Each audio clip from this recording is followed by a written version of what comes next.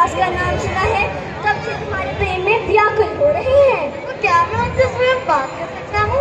नहीं बेटा, उनको अधिक कष्ट पहुँचाना ठीक नहीं।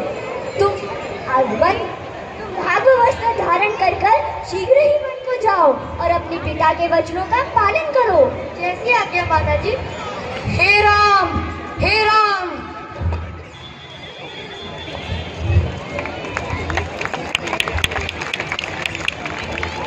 माता जी प्रणाम। चिरंजीवी हो आओ, बैठो और कुछ भोजन करो, सामान्य से राजगद्दी संभालो। बस माता जी, खाने पीने की क्षमा कीजिए और शीघ्र वन गमन की आज्ञा कीजिए। अरे तो क्या बात हुई, मुझे सुनकर बताओ। पिताजी ने माता केकई को 2 वरदान दिए थे, सोई आज माता जी ने एक वरदान में भगत के लिए सिंहासन और मेरे लिए 14 वर्ष का वनवास मांग लिया है। अफसोस, पर यदि महाराजा नहीं चाहते हैं तो मैं तुम्हें नहीं रोक सकती। किसी का कोई दोष नहीं, मैं केवल अपने भाग्य को कोसती हूँ। अच्छा जाओ और पिताजी के वचनों का पालन करो। माता जी प्रणाम। स्वामी को क्या आज्ञा दे रहे हो?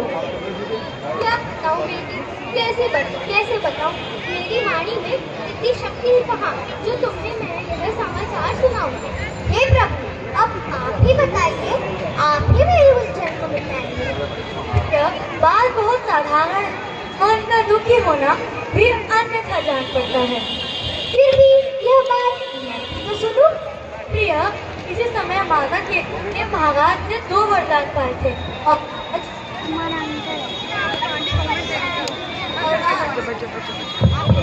आज उन्होंने भगत के लिए सिंहासन और दूसरे में मेरे लिए 14 वर्ष का वनवास मांग लिया है। बस इतनी सी बात है। पिताजी की आज्ञा से मेरा वन में जाना जरूरी है। नाथ, जिस प्रकार जीव के बिना शरीर और जल के बिना समुद्र शोभा नहीं देता, उसी प्रकार एक पति के बिना स्त्री का जीवन दुखी और मलिन हो जाता है। प्रभु, यदि मैं आपके चरणों से अलग हो जाऊंगी तो सच मानिए कि महान दुख पाऊंगी। प्रिय, राजभवन को छोड़कर आप कैसे रह सकती हैं? प्रभु, यदि आपको यह विश्वास है कि 14 वर्ष के पश्चात आप मुझे जीवित पाएंगे तो अवश्य छोड़ जाइए, नहीं तो अपने साथ ले जाइए।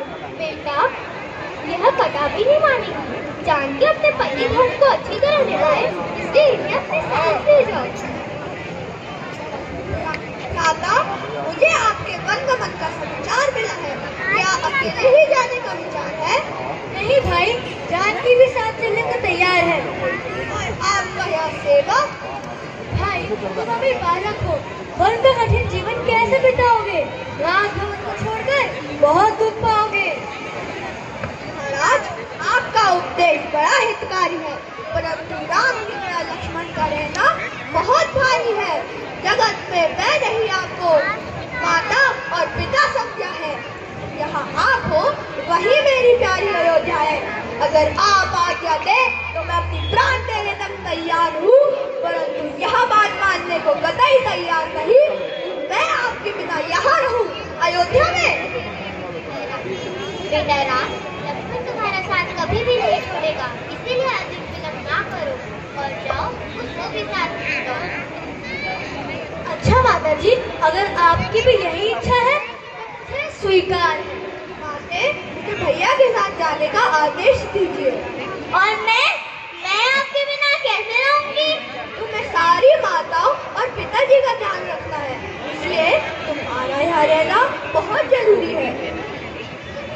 हाँ बेटा, अवश्य जाओ और मन लगाओ और उस दिन तो तुम अपना करना। कैसी आपकी आज्ञा?